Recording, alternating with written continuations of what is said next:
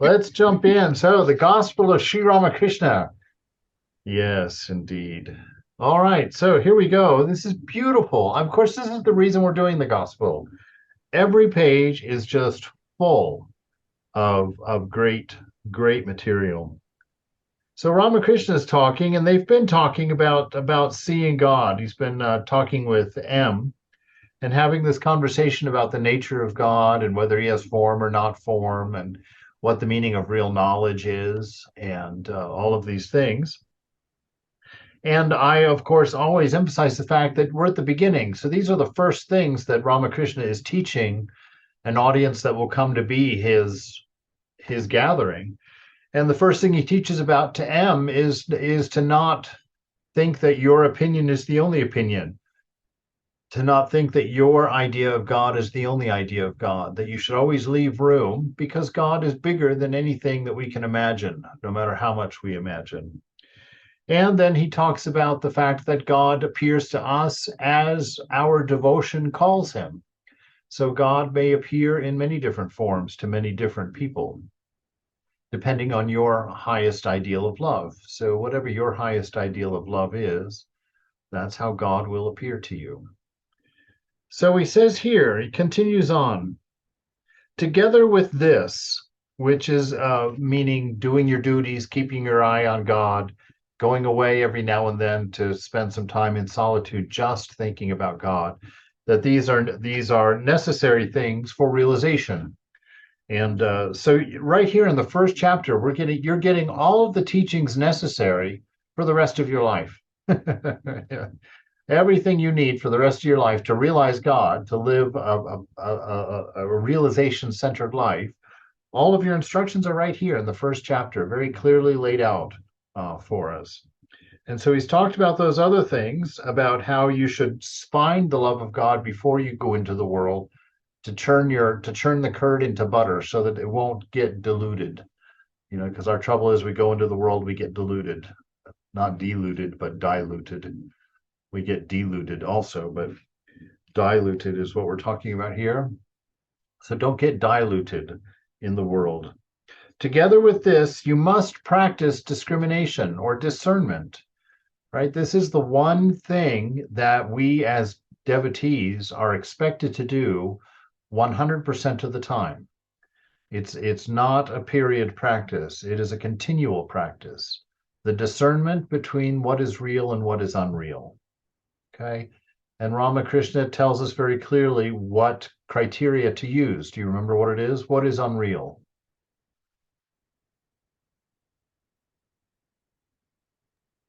Anything that changes.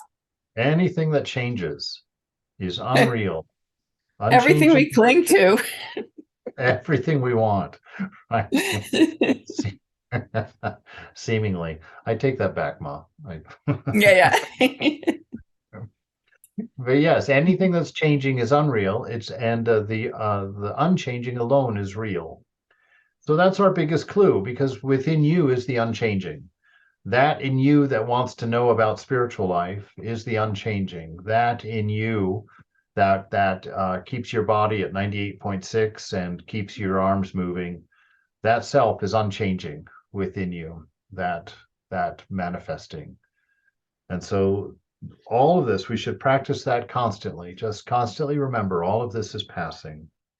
Together with this, you must practice discernment. Woman in gold or lust and greed is the actual actual translation is woman in gold, but in the footnote at the bottom here, he makes a big apologia for it, that we're not talking about women being evil, and he's not teaching men that women are evil. He's just giving a hard example, talking to a room full of men about lust and greed. So, and actually, he says that all of Maya, this entire universe, the manifested universe, is caused by lust and greed. That's a wonderful thing to think about, because you realize how much of worldly life, 100% of worldly life is driven by these two things, lust and greed. And it's a very unpleasant thing to think about, because we don't want to believe that's true. But when you really think about it and really get down and spend some time contemplating it, you see quite clearly, yeah, it's true. So lust and greed is impermanent. So it's silly that we're running after it. I mean, I don't understand that. I don't understand. I don't see everything, you know. I don't know. Could you elaborate? Yeah. Yeah. It's because of lust that I see you as a woman, you see me as a man. It's because of lust that I see you as beautiful or ugly. It's because of lust that I see your clothing as attractive or unattractive. It's because of greed that I pay attention to your wealth status. It's because of wanting more that I pursue ever increasing jobs with increasing salaries. It's because of greed that I collect far and above what I need. It's because of greed that we have storage units. uh, it's because of lust that we want power to have to be attractive, to be able to control or bring more people to ourselves. So lust and power and greed kind of works on both levels with that. So you just see, as you just kind of look at almost anything going on, the reason we want nice cars, the reason somebody drives a Lamborghini is not because it's the best car for the buck. You drive a Lamborghini because of lust and greed, greed for more and picking up plenty of boys or girls, depending on who you're out hunting for in your Lamborghini. All of these things. It's the lust and greed is the reason we dress up to go out. All of these things. Name and fame is subsidiary to lust and greed. It gives us both of those things, access to both of those things. Isn't it also related to the, I mean, greed can be for anything. It can be for happiness. It can be for being known as self-sacrificing. I mean, it doesn't have to be an external show. It can be whatever it is we think is going to make us more. Right. It's trying to It's add like a anything. constant feel of lack. Exactly. But that lack is going to be either, materially, which is greed, or physically, which is lust, longing. So, I mean, it's not. Maharaj, Yes, Kamala. can we say that anything that we do for selfish reasons belong to greediness and also being lust? Lust and greed, all of them are selfishly done for the selfish purposes. They are done for selfish purposes, usually, yes. Selfishness, though, depends on who you think you are. If you know yourself to be the self with a capital S, the divine self, then your selfishness is a service because you'll see everybody as yourself. And so your service of everyone will be a service of yourself. And so, that's Swami Prabhupada. I think I've mentioned that before, because in my first few months in the monastery, one of the things I said to him, I said, I thought that Vedanta seems like a very selfish religion. And he was like, why is that? And I said, well, because I look at my life. I'm a monk and I just live in a monastery. The devotees feed me and clothe me and take care of me. And all I do is my own practice for my own growth, my own studies for my own growth, gardening to do the worship. And he said, yes, I see your point. He says, it's true. He says, Vedanta is fundamentally selfish. He says, but you have to increase your knowledge of who you are so that yourself eventually includes the whole world. So your selfishness is a service, becomes service, because you see yourself in everyone and everything. And so even now, he said, you do your practice not for you to get better, but because you're a monk. And this is your calling and this is your role in the world to help others, and so that notion's there. So, but yeah, so it's any of these things that come from identifying with body and mind. Anything that is motivated by the body or mind will most likely fall into one of the categories of lust and greed. Now, that's a shocking thing, and it seems so negative, but it's got so many. I mean, look at the world. Thakur himself says that lust and greed is Maya, is what causes Maya, and yet there's tons of beauty, out there. There are things worth seeing and worth enjoying, and God can be found in them. So it's not a judgment of the world. It's not like that, from that perspective, but it's to inform you that this is the source of your delusions within, this lust and greed. And this lust and greed is ultimately identifying with the body and mind, because the body and mind are always going to be needy. They're always going to be, they're part of Maya. So they are, one, temporary, and two, ever changing, and three, ever hungry. No matter how many times you feed your body, you're going to have to do it again, And so he's trying to make us aware of that. So eventually you kind of put it in its proper place. Woman and greed is impermanent. God is the only eternal substance, and God is everything. That means, so we look through everything at the divine. You when you look at a beautiful tree, you can sit there and say, wow, that tree is really beautiful. Or you can look through the tree at the beauty that's being manifested in the tree. So you look through the tree at the eternal substance, at God, at the one real thing, and you see the beauty of God manifested in the tree. And that allows you to take it much deeper than just, oh, look at that beautiful tree. You actually can learn something then at that point. And then you begin to wonder about the nature of beauty. How did I know, what is it in that tree that is beautiful? And you start discerning, trying to separate or abstract out the sense of beauty from the tree. And eventually what you try and do is separate out your desire, the thing that you're actually desiring, from all of the objects that represent those things to you. And you come to understand that your desires are for God. Your desires are for things of God. What are the things of God? That infinite contentment, that infinite bliss, that infinite love, that infinite unity, that belonging, that security, that power, that immortality. And all of the objects of your desires out there will represent one of those names of God to you. And so part of our discernment is to look at the things you desire and see them as they are, not with the delusion that's making you want them or think that you can take something from them.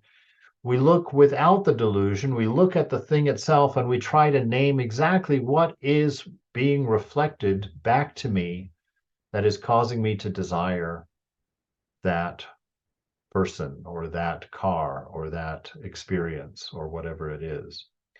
And so it's looking for the name of God in all of your desires, and then abstracting that away from the object and handing it back to the beloved, to the divine, so that your relationship with this world ceases to be relationships with objects and people and begins to be a relationship with the divine through objects and people.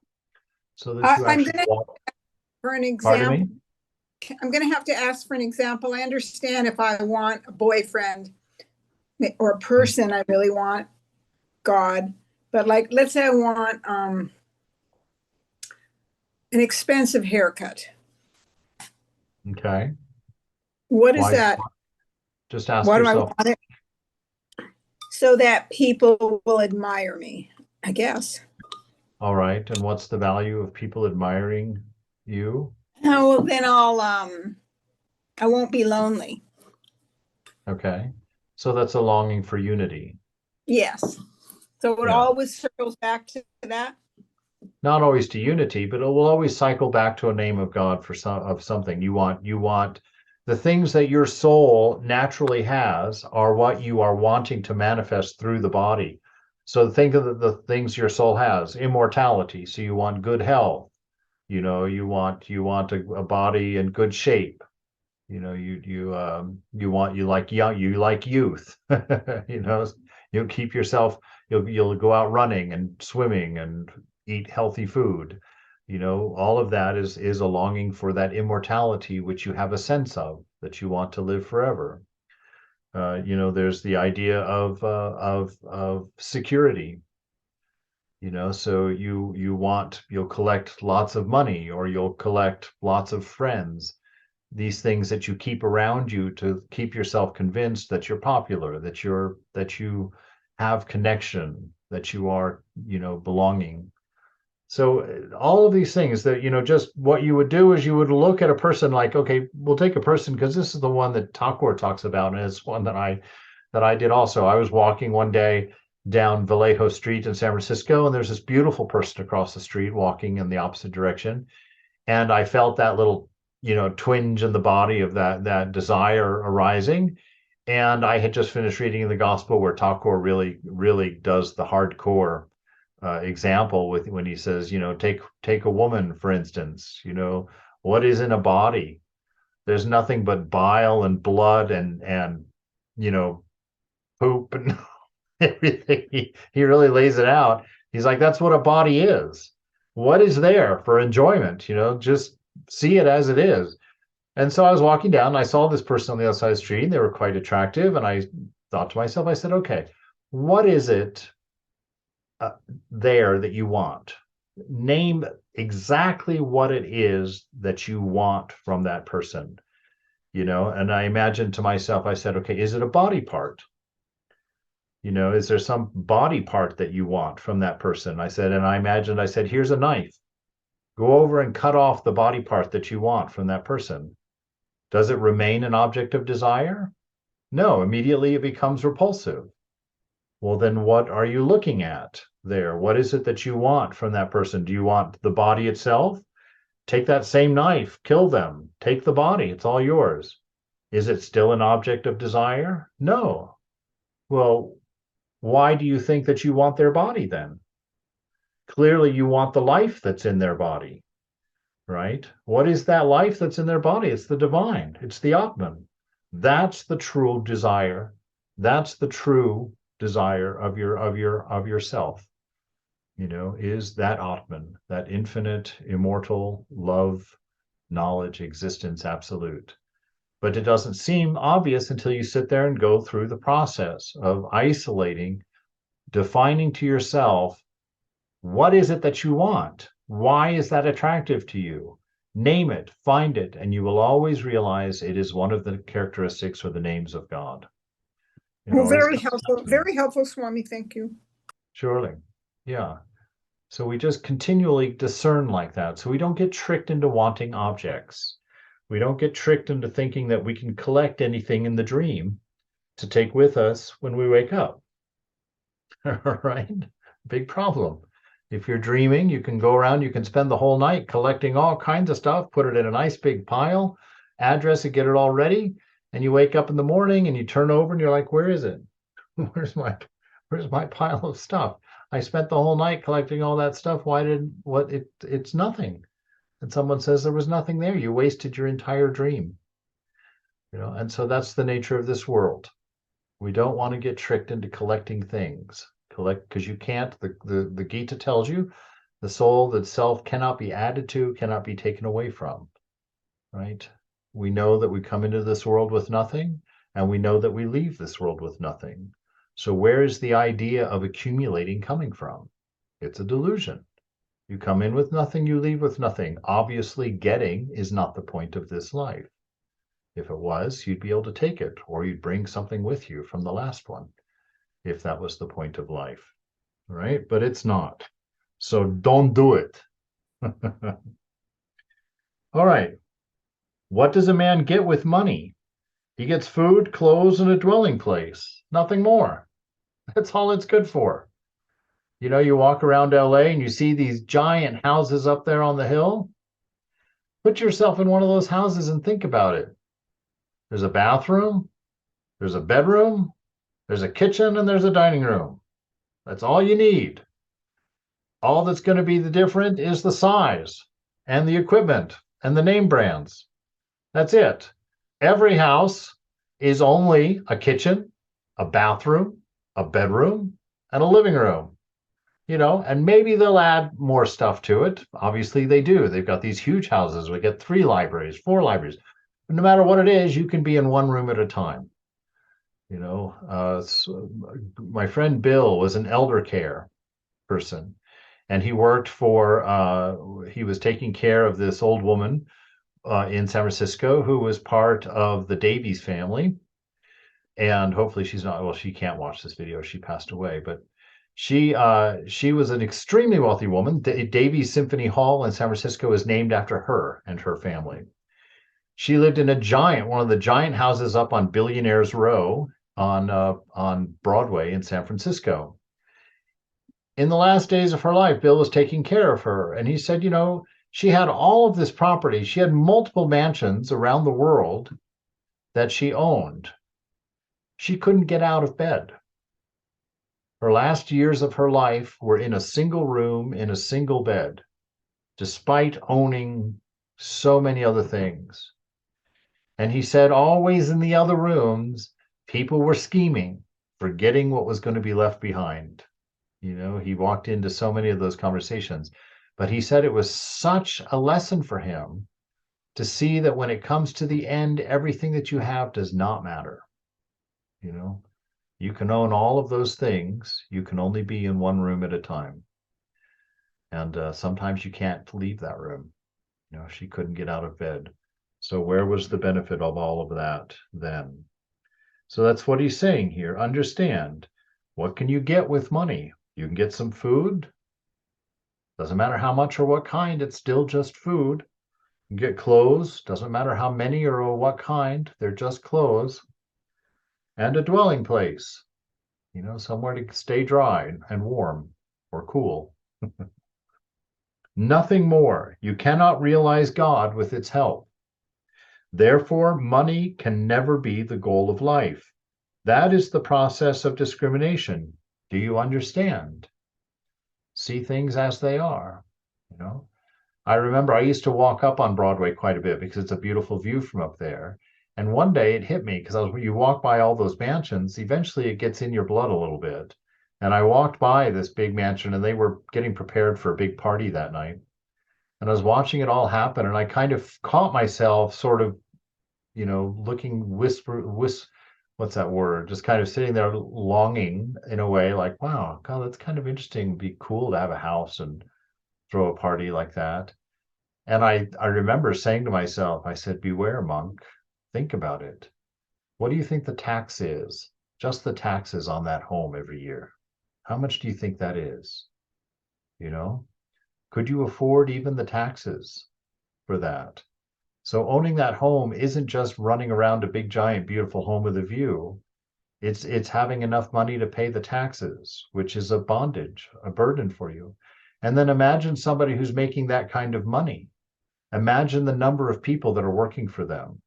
Imagine that sense of responsibility of having 1,000 families that depend on your company and your performance to pay for their house, to raise their children. Think of the stress when things aren't going well. Are you sure, monk, that you want that house? Are you sure that you want those things? Because nothing comes without its price in this world. Nothing comes without its bondage. So that is the process of discernment, discrimination. M. Yes, sir. I recently read a Sanskrit play called Prabodha Chandrodaya. It deals with discrimination. Master. Yes, discrimination about objects. Consider what is there in money or in a beautiful body. Discriminate, and you will find that even the body of a beautiful woman consists of bones, flesh, fat, and other disagreeable things. Why should a man give up God and direct his attention to such things? Why should a man forget God for their sake? You see, why should you forget this unchanging self within you that is always content, that's always pure, that's always perfect, that needs nothing? Why forget that and chase these things that cannot last? You know, why spend our life running after things that we'll have to continually run after, right? That you won't be able to keep them. You know, one of the things that I did that was very helpful for me when I'm still pretty much in my younger days, I guess.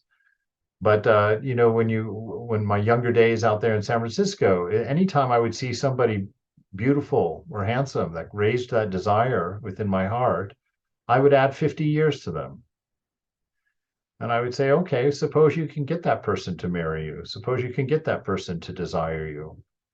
Let's add 50 years. You know, what's that? What's that? Now you're looking at it. That's what you get for, you know, in a relationship. Eventually you're going to be two haggard old bony people, you know, sitting there rattling your bones together. It's like, it ain't what it seems. It ain't the promise that it holds in the moment. So Thakur is telling us, be aware. Don't be a fool, because you won't know that that thing wasn't worth having until 50 years later. You know, it's like you realize, oh my God, that relationship cost me dear. Anyway, not that you shouldn't have relationships. Just don't think that they are the purpose of life, and don't think that they are more than what they are. What you're trying to find is the divine in your partner. So your relationship is the opportunity to discover God in the eyes of your partner. And their opportunity in that relationship is the same with you. And if you can find that, you will have a beautiful relationship, because you will both always serve each other, and always be inspired by each other, and always make room for each other. So this is the thing. You live for your partner, they live for you. And as you both live for each other unselfishly, you'll have a good relationship. Put your own cares in there first. Look out for number one. That relationship is going to be a source of suffering. So M's being told, why don't run after any of these things. Understand, why give up God for them? And M says, well, is it possible to see God? You know, it's a great question. You're looking around, it's like a lot of cool objects in this room. Where's God? You know, I'll take him. Where is he? Where is she? You know, is it possible to see God? And the master says something here for us to take home and never forget. Yes, certainly. Living in solitude now and then, repeating God's name and singing his glories, and discriminating between the real and the unreal, these are the means to employ to see him. You will see God if you do these practices, if you're true to your own self. You know, if you are discerning, and if you are doing your homework, the mist will clear in the mind, and a love for love will grow, will manifest, and become the center of your life, the center of your movement. M, under what conditions does one see God? You know, so he wants to know, what do I have to do? What are the conditions that all this stuff is bringing about for me? And the master says, cry to the Lord with an intensely yearning heart, and you will certainly see him. People shed a whole jug of tears for wife and children. They swim in tears for money. But who weeps for God? Cry to him with a real cry. The master sang, cry to your mother Shyama with a real cry, O mind. And how can she hold herself from you? How can Shyama stay away? How can your mother Kali hold herself away? O mind, if you are in earnest, bring her an offering of bell leaves and hibiscus flowers. Lay at her feet your offering, and with it mingle the fragrant sandal paste of love. So he's saying this, you know, that people spend all their time running after these objects in the world. And God says, you know, if you can love God with what? With the love that a husband has for a chaste wife, the love that a mother has for her children, and the love that a wealthy man has for his money. If you can combine those three loves for God, you will see him, he says. And I used to think that meant that I had to like look at this picture on my shrine and somehow generate as much love for that as I felt for all these other things in the world. But I realized that that's not the teaching here. The teaching here is much more subtle and much more beautiful, because what he's teaching here is if you have done your discernment, you will see God in the money. You will see God in the child. You'll see God in the chaste wife. And that is how you pull all of your loves together for God. That's how you combine the three loves. You don't have to create a separate love equal and equivalent to the great love you have for all of these objects. What you have to do is do the discernment so that you can see your beloved in the eyes of the person that you've married, so that you can see the beloved in the eyes of the children that you've had, so that when your husband or wife comes home and gives you a bouquet of flowers, you can see the offering and see the worship and feel that inner spark, that inner inspiration that comes from that. You know, this is how we gather our love together to offer to God, is we take our eyes off of the manifested world and try and see through the manifested world to that which is manifesting the world, that which is bringing to you everything that you've loved, everything that you've longed for, everything that you've wanted. And when you understand that and know that, that love for that which is behind all of these objects becomes the object of your love and your longing. And in that love and longing, God will push the objects aside and come to you when it's him that you know you want, when you're no longer contented with things. Continuing, he said, longing is like the rosy dawn. After the dawn, out comes the sun. Longing is followed by the vision of God. You see, that longing for that which is in everything is what manifests it. When the divine begins to know that you are seeking that which is in everything you see and not the things that you're seeing, at that time, Mother pushes the veil aside. God reveals himself to a devotee who feels drawn to him by the combined force of these three attractions: the attraction of worldly possessions for a worldly man, the child's attraction for its mother, and the husband's attraction for the chaste wife. If one feels drawn to him by the combined force of these three attractions, then through it, one can attain him. Yes. So that's exactly what we were just mentioning.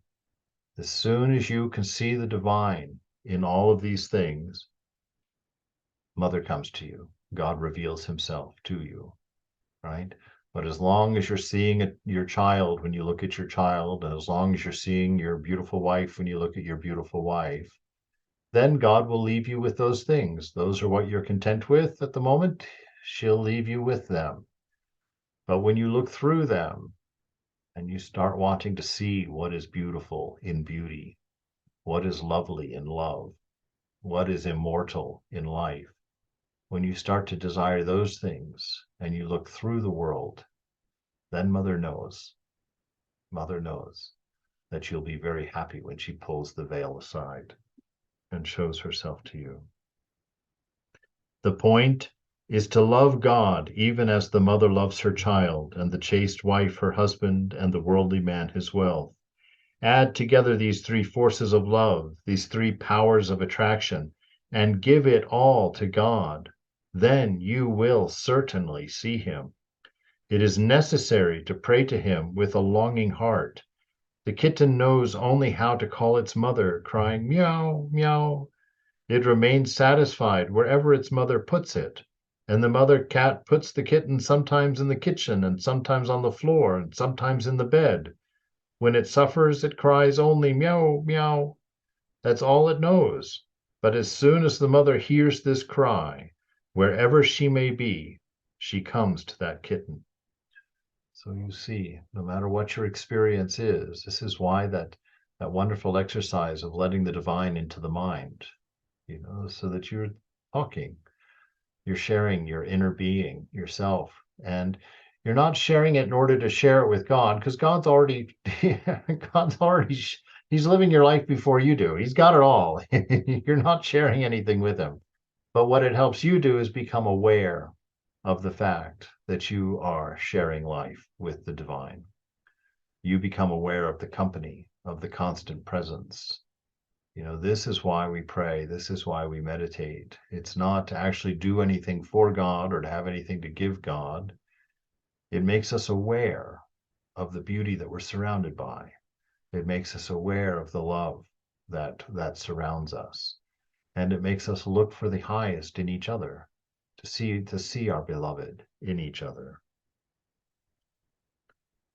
And when you miss it, or when things are hurting or things are going wrong, you just turn and open the heart to the mother, and you just let out a meow, let out a meow.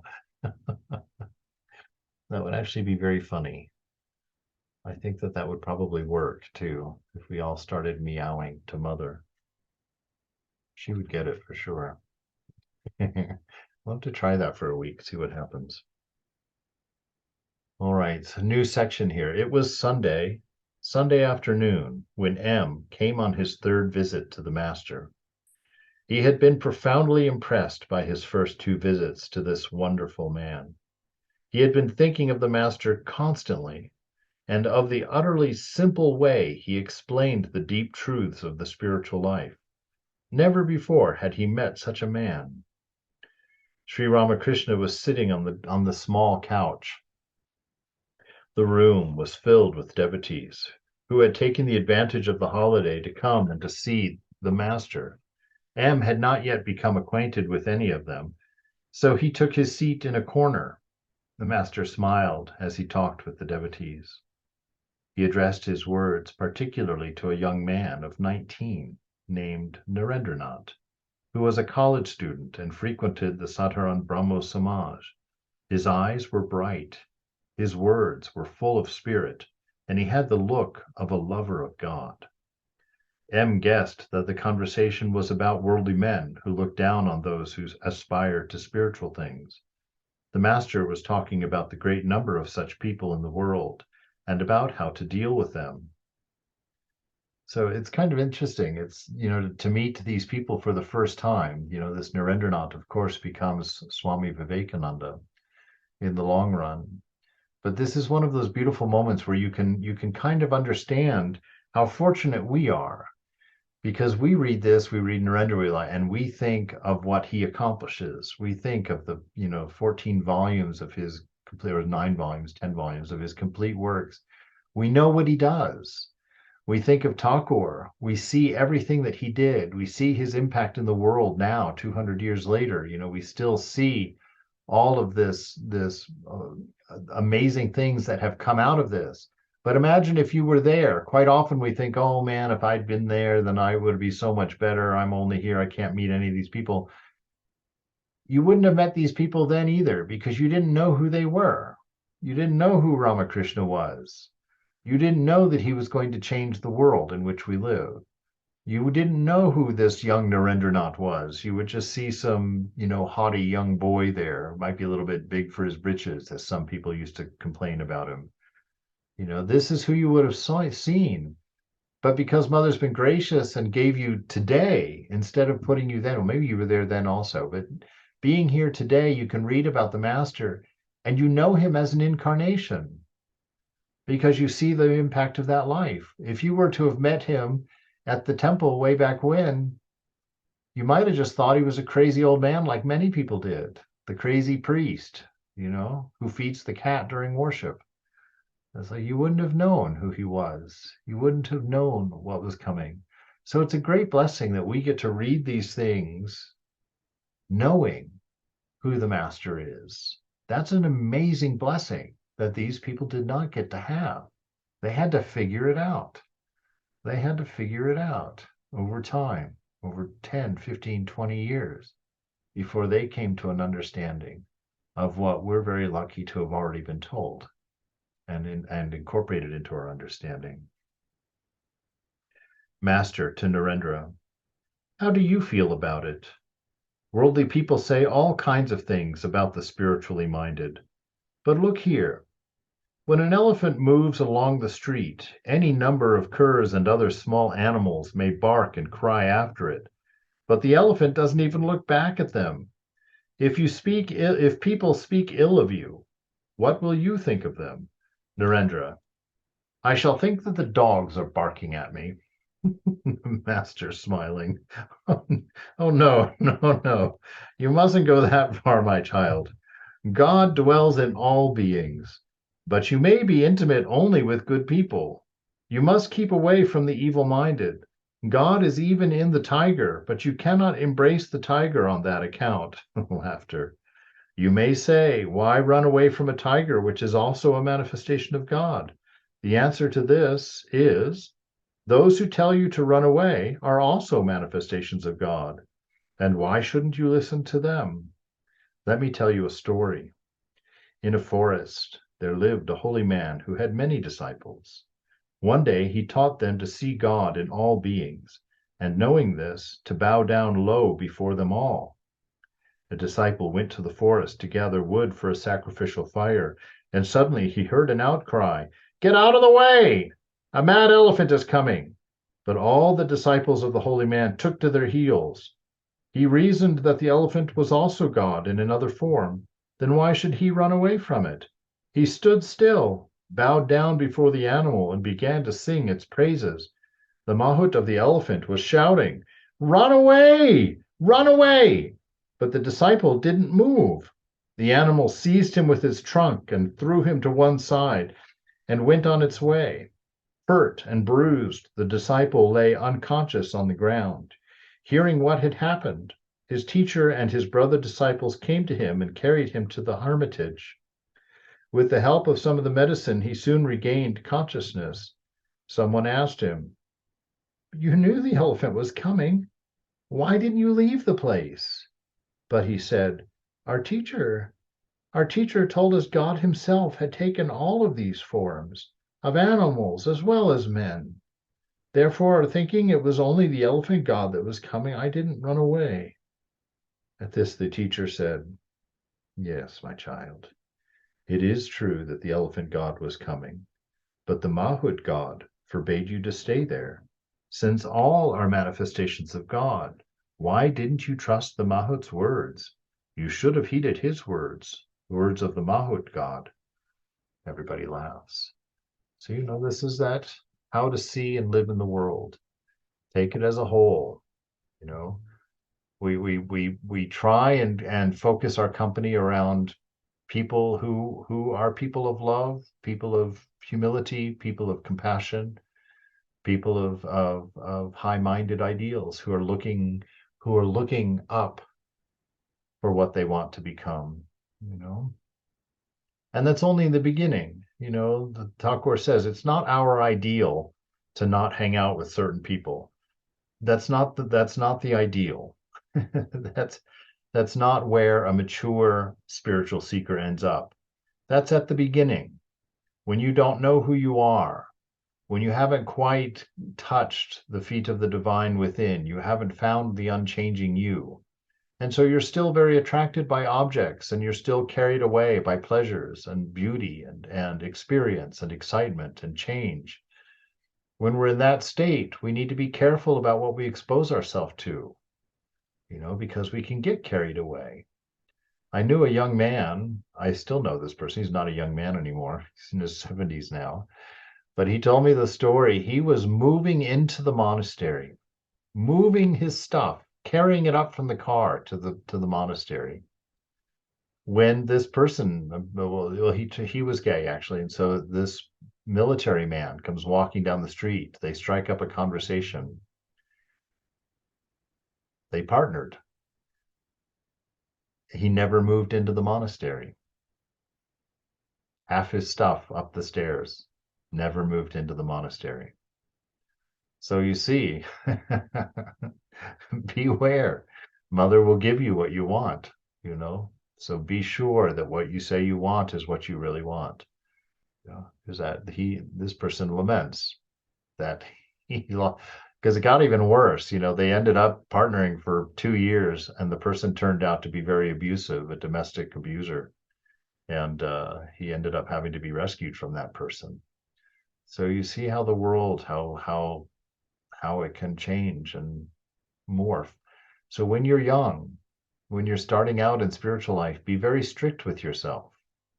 Not because that's the essence of religion. We don't want division. We don't want to judge people and Oh, I won't hang out with that person. It's only at the beginning, when you have not yet established yourself, when you don't have the strength to be your ideal, that you want to start, paying attention to who you're hanging out with and what you're doing. But in the beginning, it's necessary and it should be done. And you should make that judgment for your safety, not to judge the other person, but just judging your own safety and your own necessities. So he says that. And when you're living in the world, yes, everybody is a manifestation of the divine. But remember, your prayer is a conglomerate. All right. We always say that God answers every prayer with a yes. So anything you ask God for, she says yes. But she doesn't say yes to just the one thing that you're asking for. She says yes to what your whole life is asking for. So she says yes, you get the average of your desires. You don't get each individual desire, you get the average of your desires. So if you're praying for name and fame, you pray for name and fame, but then when it comes your turn to go to the audition, you decide to take a nap instead.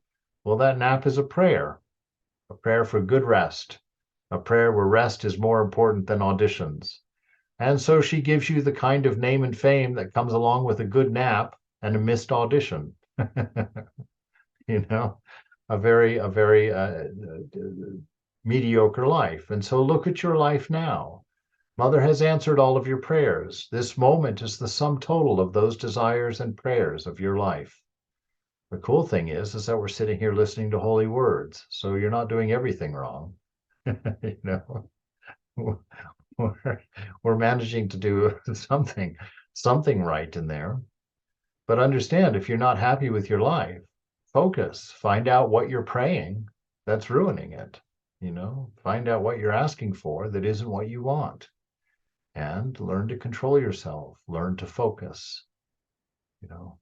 Vivekananda says that if we teach our children to focus and to concentrate, the ability to control themselves and the ability to focus, the ability to concentrate, if you have those two abilities, he says, Maya will bow down to your feet.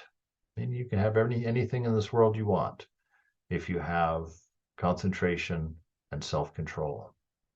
And so these are two components to effective prayer: your ability to focus and your ability to control yourself. We use those in order to get that alignment of truth within, so that what we say, what we think, and what we do is consistent. And it's with that focused consistency, that alignment within, that we pray with a single-mindedness. And that prayer is answered to the degree that it's prayed. And so that's how we move forward in here. And so we look at the world and understand, yes, what our boss says to us is also God. It's quite fun, actually, at times. I often will do that if I overhear something. I used to collect things that I overheard people say when I would take my walks, and I would always try to see them from a perspective of meaning. Like, Mother just told me this. Why did she tell me this? And I would sit there and reflect on what was said until I came up with a meaning for it. And it's quite nice. One of the ways that Vedananda in San Francisco, when he reads the gospel, he'll quite often just open it up at a random place and read a paragraph. And he'll read that paragraph with the attitude that Mother just selected that paragraph for him to read, and that there's something in that paragraph that's important right now for him to know. And so he'll read that paragraph and read that paragraph until he finds or understands why that paragraph was given to him in this moment. And it's quite a delightful way to really become aware of the dance that life is with God, with the divine, that this communication is happening around you all the time. And it can be looked at like just random noise and random events, and that's the effect it will have if that's how you see it. But if you see it as the beloved, always whispering in your ears, saying little things, showing you little things, opening little truths for you, then you start to look and you start to see things you didn't see. and you start to hear things you didn't before, and you begin to understand you're not alone. You will never be alone, in the sense that the presence, the moment, is always rich and full of love for you. So learn to live that way and let it become your freedom. It is said in the scriptures that water is a form of God, but some water is fit to be used for worship, and some water for washing the face, and some only for washing plates or dirty linen. This last sort cannot be used for drinking or for a holy purpose. In like manner, God undoubtedly dwells in the hearts of all, holy and unholy, righteous and unrighteous.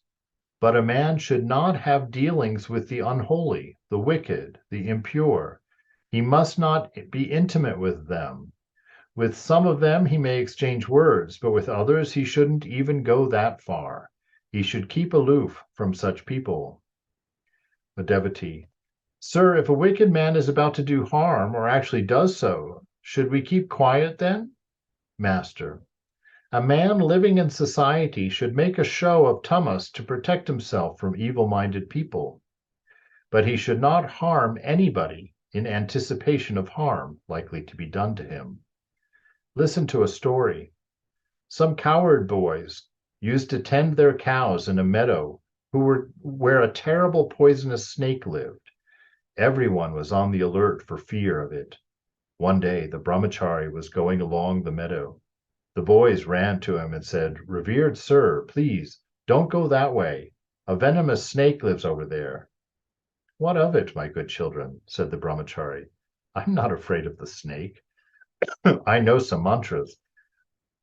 So saying, he continued his way along the meadow, but the cowherd boys, being afraid, did not accompany him. In the meantime, the snake moved swiftly toward him with an upraised hood. As soon as it came near, he recited a mantra, and the snake lay at his feet like an earthworm. The brahmachari said, "Look here, why do you go about doing harm? Come, I will give you a holy word. By repeating it, you will learn to love God. Ultimately, you will realize him, and so get rid of your violent nature." Saying this, he taught the snake a holy word and initiated him into spiritual life. The snake bowed before the teacher and said, "Revered sir, how shall I practice spiritual discipline?" "Repeat that sacred word," said the teacher, "and do no harm to anybody." As he was about to depart, the brahmachari said, "I shall see you again."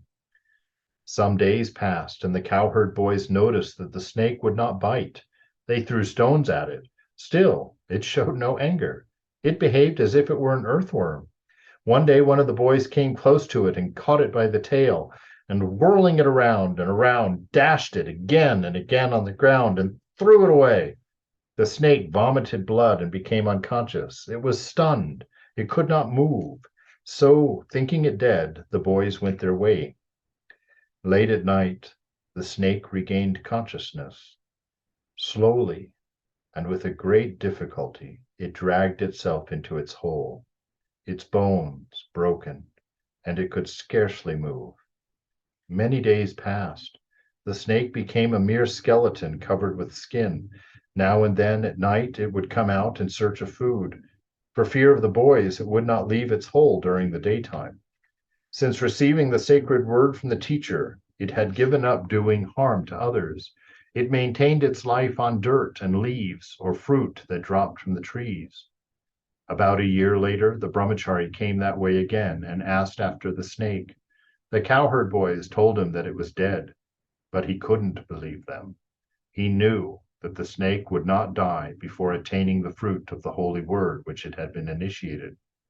He found his way to the place and, searching here and there, called it by the name he had given it. Hearing the teacher's voice, it came out of its hole and bowed before him with great reverence. "How are you?" asked the brahmachari. "I'm well, sir," replied the snake. But the teacher asked, "Why are you so thin?" The snake replied, "Revered sir, you ordered me not to harm anybody, so I have been living only on leaves and fruit. Perhaps that has made me thinner." The snake had developed the quality of sattva. It could not be angry with anyone. It had totally forgotten that the cowherd boys had almost killed it. The brahmachari said, "It can't be mere want of food that has reduced you to this state. There must be some other reason. Think a little." Then the snake remembered that the boys had dashed it against the ground. It said, "Yes, revered sir, now I remember. The boys one day dashed me violently against the ground. They are ignorant, after all. They didn't realize what a great change had come over my mind. How could they know that I wouldn't bite or harm anyone?" The brahmachari exclaimed, "Oh, what a shame! You're such a fool. You don't know how to protect yourself. I asked you not to bite, but did I forbid you to hiss? Why didn't you scare them by hissing? So you must hiss at wicked people. You must frighten them lest they should do you harm, but never inject your venom into them. One must not injure others." So you see, there's a beautiful way of existing in the world. You know, that we are men and women of great peace, but we're also men and women of great integrity.